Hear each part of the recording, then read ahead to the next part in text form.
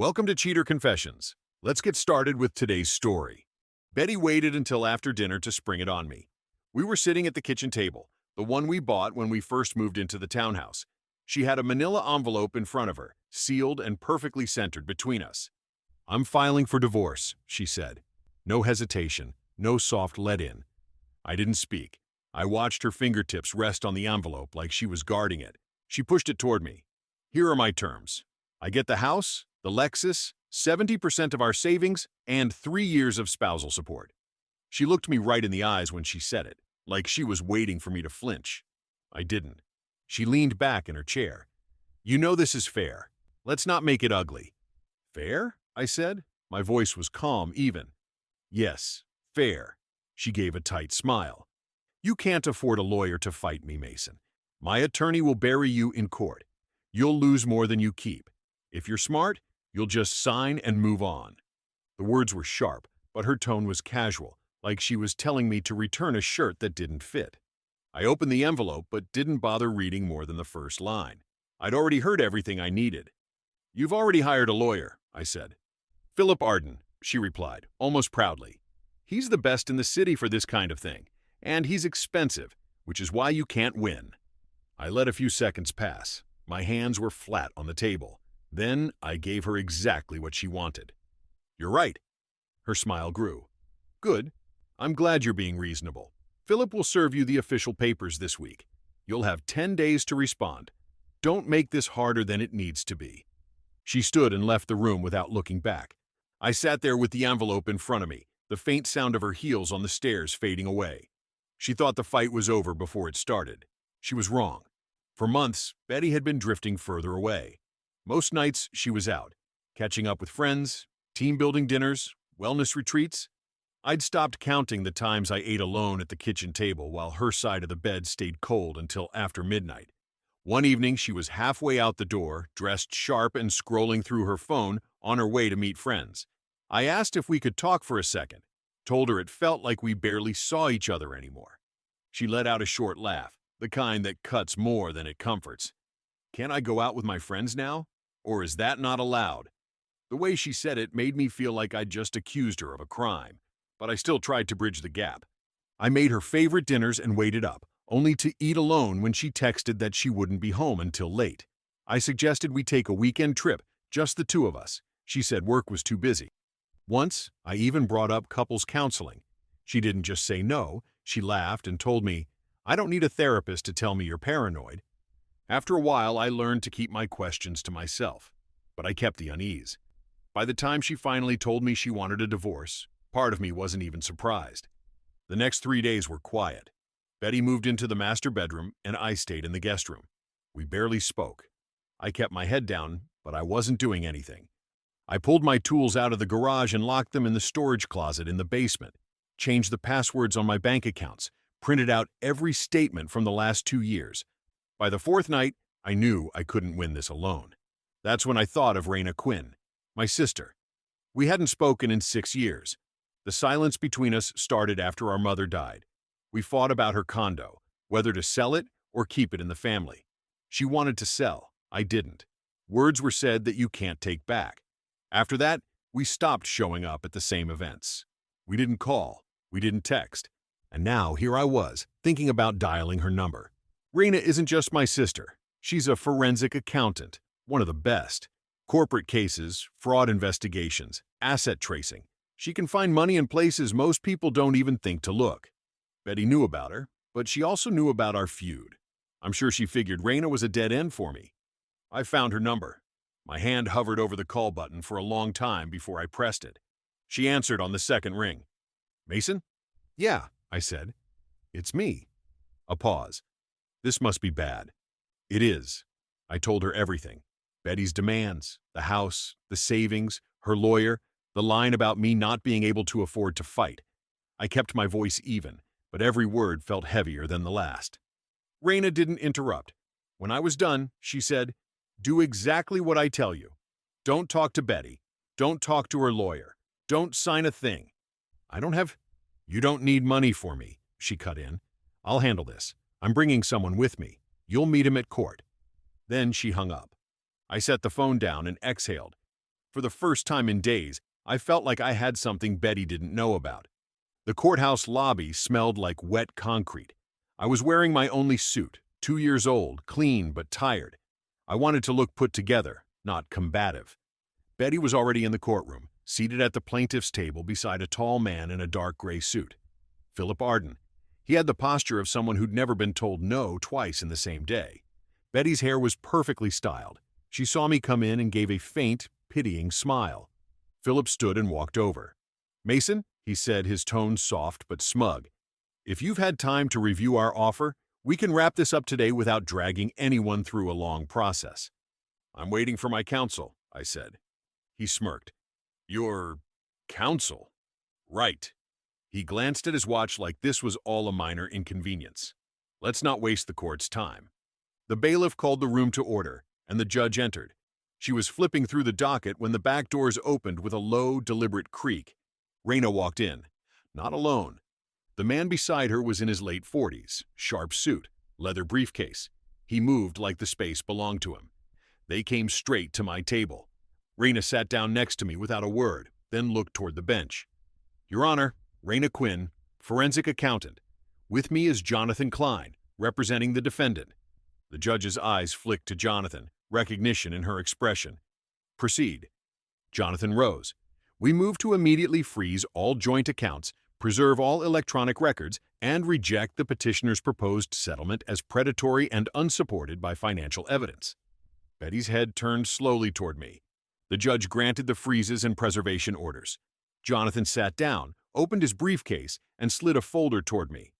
Inside was the first page of a plan, short, precise, and full of things Betty would hate. For the first time, her smile was gone. 2 days after the hearing, Raina was already in full swing. She sat at my kitchen table with her laptop open, Jonathan beside her. A legal pad lying with them, Jonathan's handwriting filling every line. She was preparing subpoenas, statements from both banks, records from the joint credit union, reimbursement files from Betty's employer, rideshare logs, cloud backups, and her personal email accounts. Jonathan's notes added another layer. A request for her phone records going back 18 months, a timeline detailed enough to expose any hidden transfers or off-the-books meetings. It was a net designed to catch everything. I just nodded. It was like watching two people build a machine designed to crush anything in its path. The first break came from someone I didn't expect, Samantha Perez. She was one of Betty's closest friends, the type who posted filtered brunch pictures. Raina called her in for a deposition. It was supposed to be routine, but halfway through, Samantha slipped. Jonathan had asked about a string of weekends Betty claimed to be on wellness retreats. Samantha said without thinking, "Oh, you mean the trips to the Midtown place?" Raina's eyes lifted from her notes. "Midtown place?" Samantha froze. I don't know what you're talking about." 2 days passed before the paper trail hit. Raina found a secret credit card linked to an LLC registered under a variation of Betty's maiden name. Monthly payments to a luxury apartment in Midtown. Several large furniture invoices were shipped to someone named Oliver Grant. It was starting to click. The apartment wasn't just some random rental. It was being set up. For who? We didn't know yet. But it wasn't for Betty alone. The next morning, Jonathan scheduled a deposition for Oliver Grant. Oliver walked into the deposition room like he was there to close a real estate deal. Slick suit, expensive watch, easy grin. He didn't know yet that Raina had already lined the walls with paperwork that would bury him. Jonathan started simple. "State your name and occupation." "Oliver Grant. I'm a business consultant," he said, leaning back in the chair. "And your connection to Betty Harper?" Jonathan asked. Oliver glanced at me, then back at him. "We're friends." Raina slid a folder across the table. "Friends don't usually receive $48,200 in transfers from a joint marital account over the course of 9 months. Can you explain those?" Oliver shifted in his seat. "Business investment. She believed in my startup." Jonathan didn't blink. "And that startup is registered to your apartment's address, the same one she prepaid a year's rent for?" His smirk faltered. Raina pulled out printed emails, each with highlighted sections. "These are your messages to her, discussing the divorce push, advising her to demand the townhouse and inflated support so Mason would settle fast." Oliver's face went still. "This is out of context." Jonathan leaned forward. "Context will be for the judge. Right now, you're under oath. Did you and Betty coordinate her divorce demands?" After a long pause, he said quietly, "Yes." The air in the room shifted. Even Oliver seemed to realize he'd just detonated something he couldn't control. When we walked out, Raina's tone was matter of fact. They weren't just having an affair, they were building a post-divorce life on your dime. That night, Philip Arden called Jonathan, offering to discuss a fair settlement. Raina told him no. The next hearing was short but brutal. Jonathan walked in with a thick binder, Raina with a thumb drive. Within minutes, they had the judge extending the account freezes and ordering immediate return of all marital property removed without mutual consent. 2 days later, Betty caught me between the security line and the elevators at the courthouse. "You think you're clever," she said, stepping in close. "I think I'm prepared," I replied. Her eyes narrowed. "You don't get to rewrite this. You were supposed to sign and walk away. Maybe you should have told Oliver that before you started wiring him money from our account." That stopped her cold. "You don't know what you've started, Mason," she said finally. "I know exactly what I've started." I saw it for the first time, uncertainty in her face. By the end of that week, Oliver was avoiding her calls. Samantha unfollowed her on every social platform, and Philip, once all sharp edges and confidence, now approached Jonathan in the hallway with a low voice, asking if there was room to resolve this quietly. There wasn't. Raina was still digging.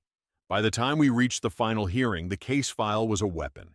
Raina's audit traced every dollar Betty had moved. Jonathan's exhibits laid out the timeline, the affair, the staged apartment, the siphoned funds, the false statements in her affidavit. The courtroom was silent when Jonathan began.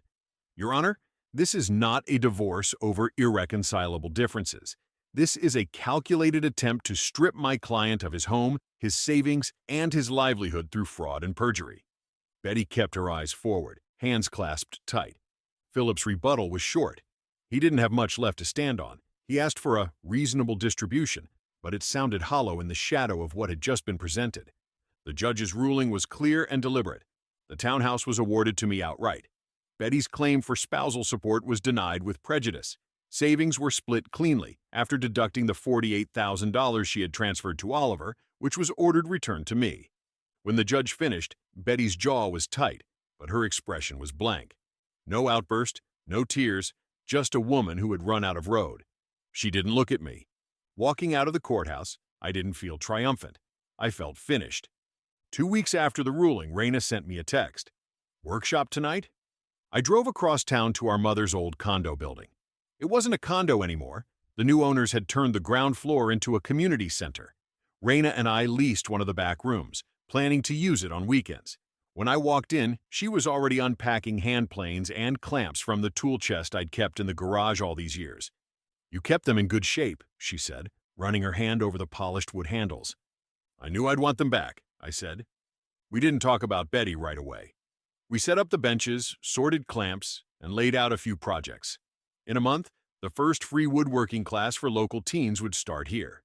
It was Raina's idea. Eventually, she leaned on the bench and said, "About the condo. I was wrong back then. I wanted to cash out and move on. I didn't think about what it meant to you." "I was wrong too," I said. "I wouldn't budge, even when it meant losing you." She gave a short nod. "So we keep this place together?" "Yeah," I said. "Together." We worked in silence for a while after that. I thought about that night at the kitchen table, when Betty told me I couldn't afford a lawyer to fight her. She'd said it like it was a fact carved in stone. She was half right. I couldn't afford one. But what I couldn't afford more was staying silent, pretending there was nothing I could do. In the end, I kept my home, my name, and the only family member who would walk through fire for me. Betty left thinking she'd taken everything. Standing there in that workshop with Raina, I realized she'd given me back something better. A workshop to share with my sister, a life that was mine to rebuild. Thank you for watching.